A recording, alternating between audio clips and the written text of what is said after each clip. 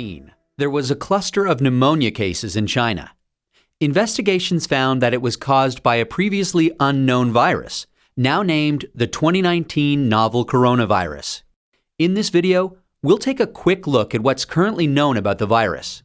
Keep in mind that this is a new virus, and what's known about the virus now might change in the future. Coronaviruses are a large group of viruses. They consist of a core of genetic material surrounded by an envelope with protein spikes. This gives it the appearance of a crown. Crown in Latin is called corona, and that's how these viruses get their name.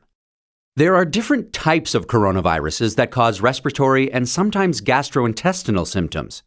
Respiratory disease can range from the common cold to pneumonia, and in most people, the symptoms tend to be mild. However, there are some types of coronaviruses that can cause severe disease. These include the severe acute respiratory syndrome coronavirus, first identified in China in 2003, and the Middle East respiratory syndrome coronavirus that was first identified in Saudi Arabia in 2012. The 2019 novel coronavirus was first identified in China. It initially occurred in a group of people with pneumonia who'd been associated with a seafood and live animal market in the city of Wuhan. The disease has since spread from those who were sick to others, including family members and healthcare staff. There are many cases at present, and the disease has spread within China and also to a number of other countries. So, where did the virus come from?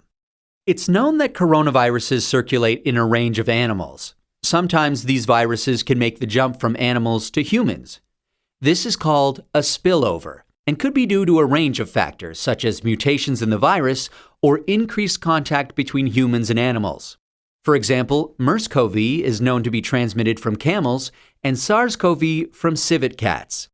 The animal reservoir of the 2019 novel coronavirus is not known yet.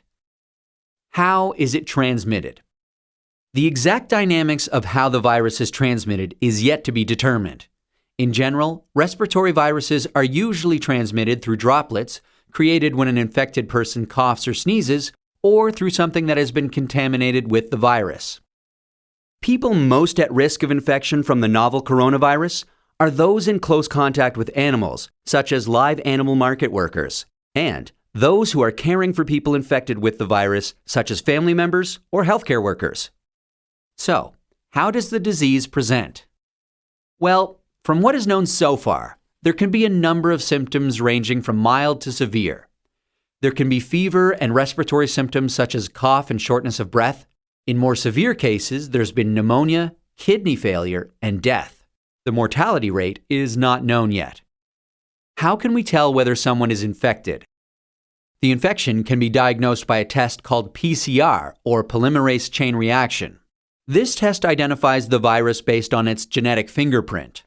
There's currently no specific medication for the virus, and treatment is supportive care. There's currently no vaccine to protect against the virus. Treatment and vaccines are in development. How do we prevent transmission of the virus? This new virus currently has a limited geographic spread. However, there are a number of standard hygiene practices that have been recommended to protect against infection and further spread. These include covering your mouth and nose when coughing or sneezing with a medical mask, tissue, or flexed elbow, avoiding close contact with those who are unwell, the appropriate use of masks and personal protective equipment, especially in a healthcare setting, washing hands regularly with soap and water or alcohol-based hand rub. Actions that can be taken to prevent infection from an animal source include avoiding unnecessary unprotected contact with animals, washing hands after contact with animals or animal products, and ensuring that animal products are cooked thoroughly before they're consumed.